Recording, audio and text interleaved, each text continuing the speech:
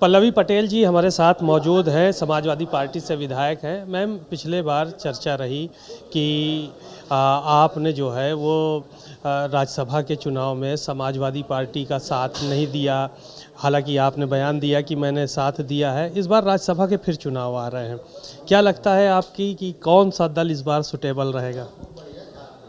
देखिए, पिछली बार भी मैंने सामाजिक मूल्यों के अनुसार परम आदरणीय माननीय नेताजी मुलायम सिंह यादव जी के मजबूत साथी आदरणीय रामजी लाल सुमन जी के पक्ष में अपना मत दिया था।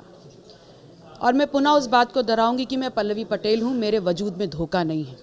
और आगे भी, जैसा कि आपने कहा, राज्यसभा के चुनाव आ रहे हैं, तो आगे भी वंचित वर्ग की मजबूत आवाज़ उस राज्यसभा के सदन में पहुंचे, मैं उसके लिए अपना पूर्ण सहयोग, समर्थन और अपना मत भी दूंगी।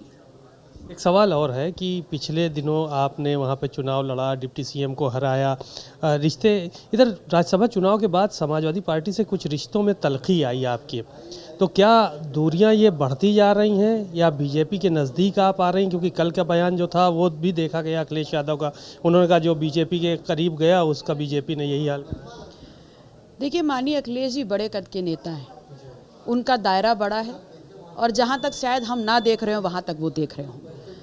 तो उस लिहाज से कभी अंतरात्मा जाग गई ये कह देना, कभी ये कह देना कि भारतीय जनता पार्टी के जो नज़दीक जाएगा, तो किस दृष्टिगत वो ऐसा कुछ बोल रहे हैं, निश्चित तौर पर वो वही बेहतर तरीके से बता सकते हैं।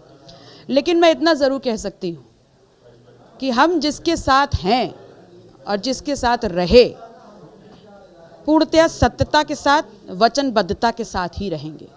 धोखा देने वालों में से हम नहीं हैं। अखिलेश जी के साथ आप थीं और हैं, ये कहना है आपका, और आगे भी रहेंगी? मैं विपक्ष का चुनाव करके विपक्ष के साथ खड़ी थी और आज भी विपक्ष के साथ हूँ।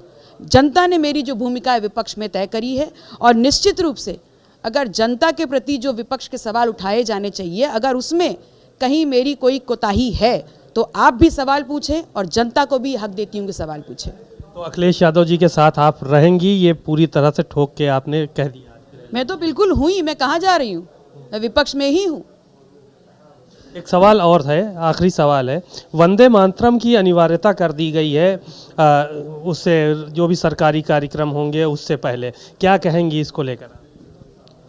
देखिए, सरकार किस सोच के साथ इस तरफ कदम बढ़ा रही है इस पर तो मैं कोई कमेंट नहीं कह सकती, लेकिन हाँ, वंदे मातरम हो बहुत बेहतर है। जनगण मन से पहले वंदे मातरम जरूरी? मेरे लिए दोनों बहुत अहम है। शुक्रिया बहुत बहुत। आपने पल्लवी पटेल जी को सुना, विभिन्न विषयों पर बात की। कैमरामैन मेहदी हसन के साथ सीमा नकवी, भारत समाचार, लखनऊ।